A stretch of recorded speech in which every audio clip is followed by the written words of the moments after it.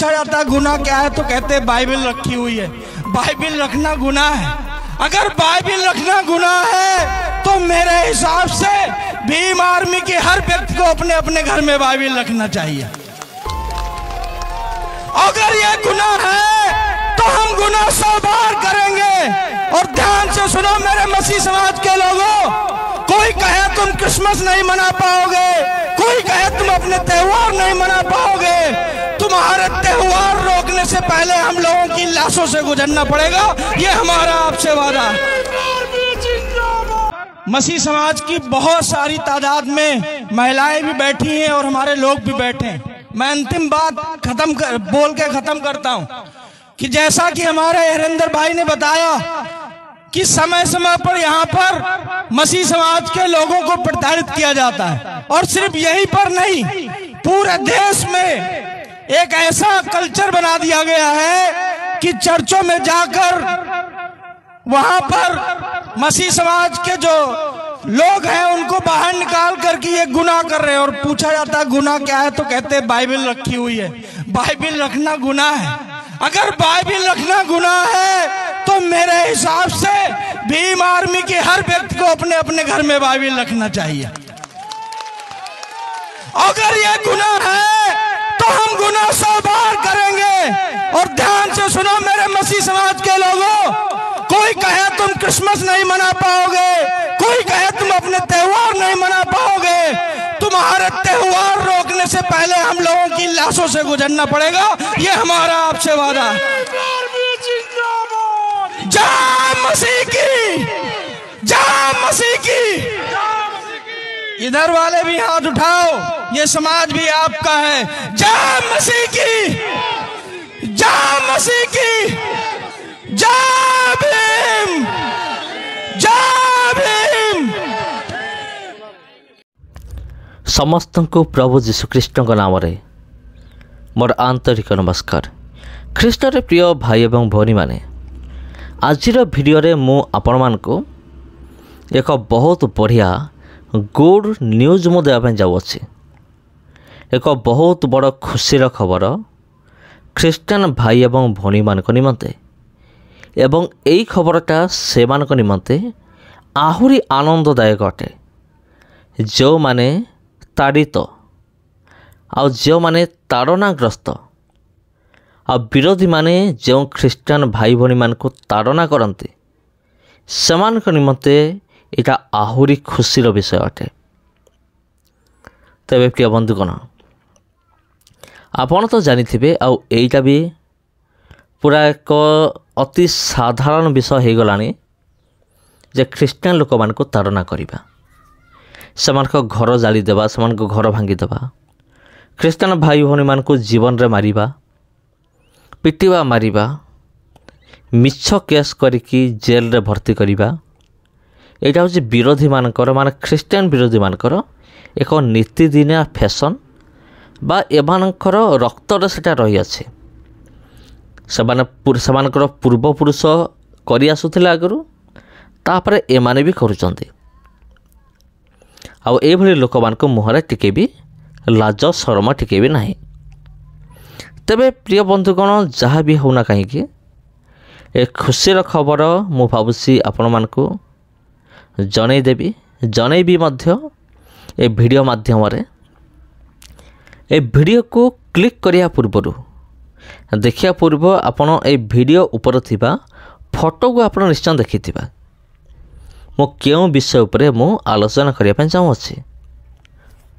आगरु कोन होतला बंधुगण, ख्रीस्टान लोक मान को माने डरे की रखा होतला। माने अनेक ख्रीस्टान भाई भणी माने सब डरी जाउथले, भय करुथले, काले आम घर भांगी देबेनी तो, काले आमको मारी देबेनी तो, एमती अनेक भय रही माने पूर्वरु अनेक ख्रीस्टान भाई भौणी मान भितर। किंतु खुशीर खबर होची ख्रीस्टान मान सहित एक दल योगदान करिसंती। माने ख्रीस्टान जो समाज, ख्रीस्टीय समाज पूर्वर एमान को सपोर्ट करने कहीं नथिला, समस्त विपक्ष थिले। से बजरंग दल हो, आरएसएस दल हो, शिवसेना दल हो, बीजेपी भाजपा ए समस्त जो दल गुड़िक अच्छी एबे सुधा भी से माने विरोध करती ख्रीष्टान मान को किंतु ख्रीष्टान समाज पूरा एकुटिया थिला जागतिक हिसाब से जब आम देखा जदि आपण कहे आत्मिक हिसाब से तो ईश्वर आम सहित अच्छा आगुरी थे आग की भी रे से सबुठ बड़ विषयटा किंतु जदि आम यही जागतिक हिसाब से जदि आम देखा तेबे कहीं मध्य ख्रीष्टान समाज को सपोर्ट करने आसु नथिले किंतु वर्तमान गोटे दल से माने ख्रीष्टान समाज को फुल सपोर्ट करने से आगे आसछन्ति आसा क्यों दल आईटा हूँ भीमसेना दल आ भीमसेना दल एमाने कौन से मूर्ति पूजार विश्वास करते नहीं एमाने होउचंती ख्रीष्ट विरोधी मानकर विरोधी तेबे आपण गोटे डायलॉग आपण सुनी थे फिल्म मानकर भी दुश्मन का दुश्मन दोस्त होता है माने शत्रुर शत्रु माने मित्र अटे नहीं कि तबे प्रिय बंधुगण जदि आम देखा जत सब ख्रीष्ट विरोधी माने आमे तो से प्रेम करूँ आमे से विरोध करूनु कि आमे से घृणा आमे करूनु किंतु से आमको घृणा करती जदि आम देखा से आमर विरोधी अटंती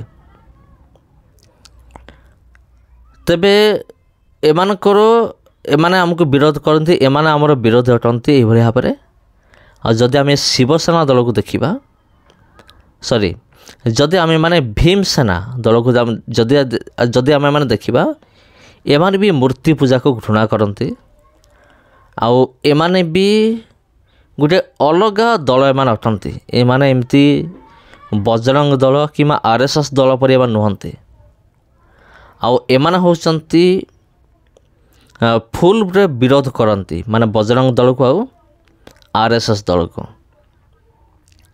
तबे प्रिय बंधुगण गोटे विषय हूँ कौन वर्तमान यही भीमसेना दल आमर ख्रीष्टियान समाज सहित माने मिशिचंती